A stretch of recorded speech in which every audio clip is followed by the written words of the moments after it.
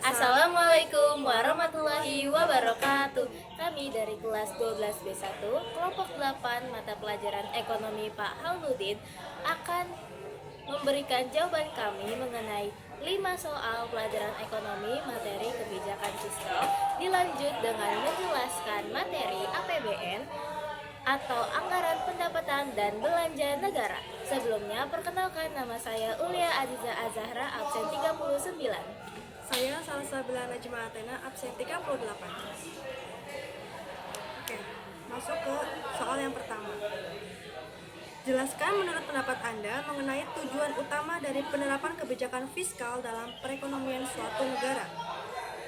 Jawaban kami adalah, kebijakan fiskal bertujuan untuk memastikan keseimbangan ekonomi nasional melalui pengaturan pendapatan dan pengeluaran negara.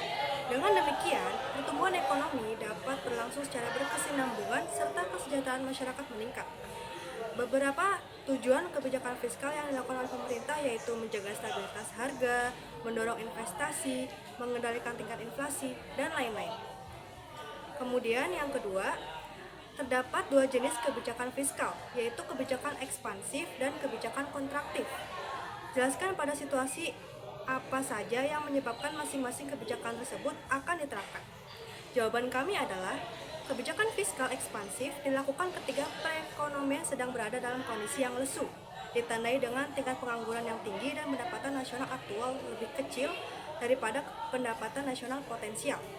Sedangkan kebijakan fiskal kontraktif dilakukan apabila perekonomian berada dalam kondisi pasar yang tidak mampu memenuhi permintaan masyarakat, ditandai dengan permintaan agregat yang melebihi penawaran agregatnya. Yang ketiga, bagaimana kebijakan fiskal dapat berperan dalam pemulihan ekonomi pasca resesi? Jelaskan langkah-langkah yang dapat diambil oleh pemerintah untuk mengatasi permasalahan tersebut.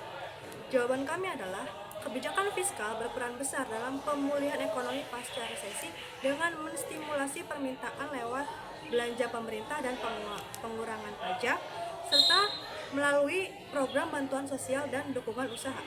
Langkah-langkah konkret yang dapat diambil termasuk pengeluaran publik yang ditargetkan, insentif fiskal, perlindungan sosial, dan efisiensi anggaran. Semuanya untuk mempercepat pemulihan ekonomi lebih stabil.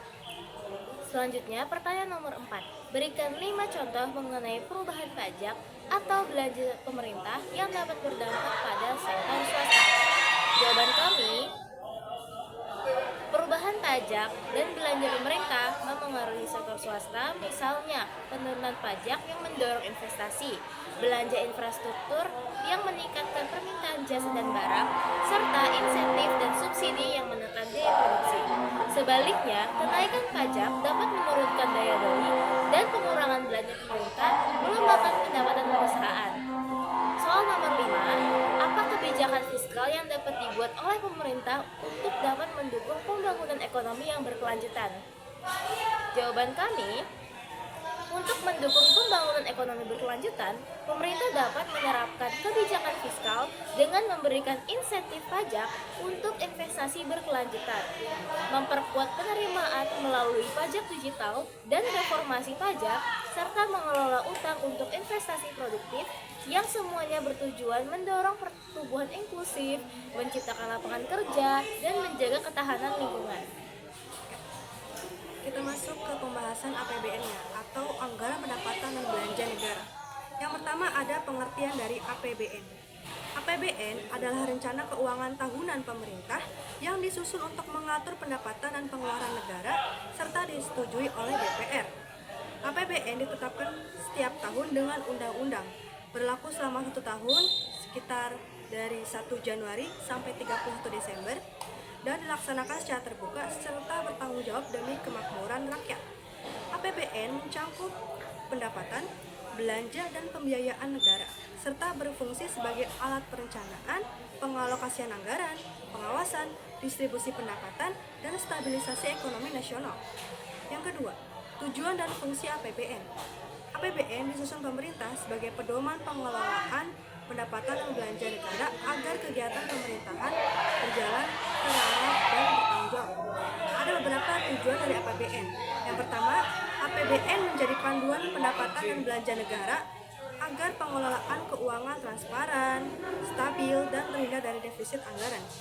Yang kedua, APBN digunakan untuk menjaga keseimbangan ekonomi guna meningkatkan produksi, lapangan kerja, pertumbuhan ekonomi, serta kesejahteraan masyarakat. Kemudian ada fungsi dari APBN. Yang pertama, fungsi otorisasi, yaitu APBN menjadi dasar hukum pelaksanaan pendapatan dan belanja negara agar dapat dipertanggungjawabkan kepada rakyat. Yang kedua, fungsi perencanaan, yaitu APBN berfungsi sebagai pedoman dalam merencanakan dan mengalokasikan sumber daya negara. Yang ketiga, fungsi pengawasan, yaitu APBN digunakan untuk mengawasi apakah penggunaan anggaran pemerintah sudah sesuai ketentuan atau belum. Kemudian ada fungsi alokasi.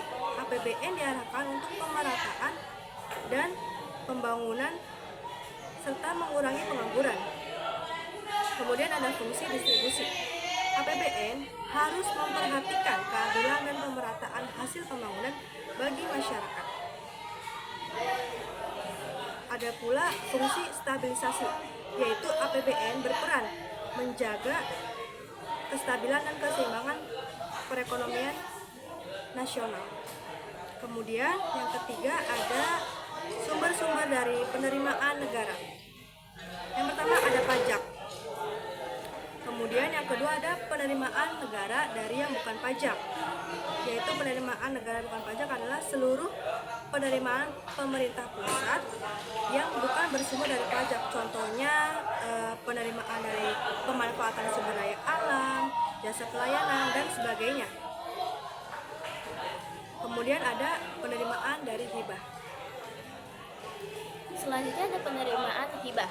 Penerimaan hibah adalah setiap penerimaan pemerintah yang dalam bentuk uang, barang jasa, dan surat berharga yang diperoleh dari pemberi hibah dan tidak perlu dibayar kembali. Keempat, ada jenis-jenis pengeluaran negara. Yang pertama, ada belanja barang yang merupakan belanja pemerintah pusat yang digunakan untuk pembelian barang dan atau jasa yang habis pakai untuk memproduksi barang atau jasa yang dipasarkan maupun tidak. Selanjutnya ada belanja pegawai, yaitu belanja pemerintah pusat yang digunakan untuk membiayai kompensasi dalam bentuk uang atau barang yang diberikan kepada pegawai negeri, pejabat negara, dan pensiunan serta pegawai honorer yang akan diangkat sebagai pegawai lingkup pemerintahan, baik yang bertugas di dalam maupun di luar negeri. Selanjutnya ada belanja modal. Belanja modal adalah pengeluaran untuk pembayaran perolehan aset yang menambah nilai aset tetap atau lainnya yang memberi manfaat lebih dari satu periode akuntansi dan melebihi batas minimal kapitalisasi aset tetap atau lainnya yang ditetapkan pemerintah. Selanjutnya ada belanja bunga utang, yaitu pembayaran kewajiban atas penggunaan pokok utang atau principal outstanding yang dihitung berdasarkan ketentuan dan persyaratan dari utang yang sudah ada dan perkiraan utang baru. Kelima, ada belanja subsidi. Belanja subsidi adalah alokasi anggaran yang diberikan kepada perusahaan atau lembaga yang memproduksi, menjual, mengekspor, atau mengimpor barang dan jasa yang memenuhi hajat hidup orang banyak sehingga harga jualnya dapat dijangkau oleh masyarakat. Selanjutnya ada belanja hibah.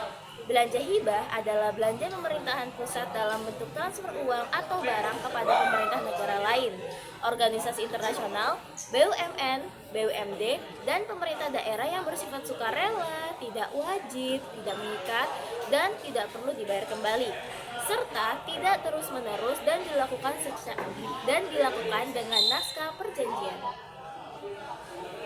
Selanjutnya, ada bantuan sosial, yaitu pengeluaran pemerintah berupa transfer uang atau barang yang diberikan kepada masyarakat guna melindungi dari kemungkinan terjadinya resiko sosial. Kemudian ada belanja lain-lain, yaitu pengeluaran yang digunakan untuk pembayaran atas kewajiban pemerintah yang bersifat mendesak dan tidak dapat diprediksi sebelumnya, serta tidak termasuk dalam kategori belanja pegawai, belanja barang, belanja modal, belanja bunga utang, belanja subsidi, belanja hibah, dan belanja bantuan sosial. Terakhir, ada transfer ke daerah dan dana desa. semua pengeluaran anggaran yang dialokasikan kepada pemerintah daerah untuk membiayai kebutuhan daerah dalam rangka pelaksanaan desentralisasi. Itu merupakan penjelasan dari transfer ke daerah dan dana desa. Sekian dari kami, terima kasih dan wassalamualaikum warahmatullahi wabarakatuh.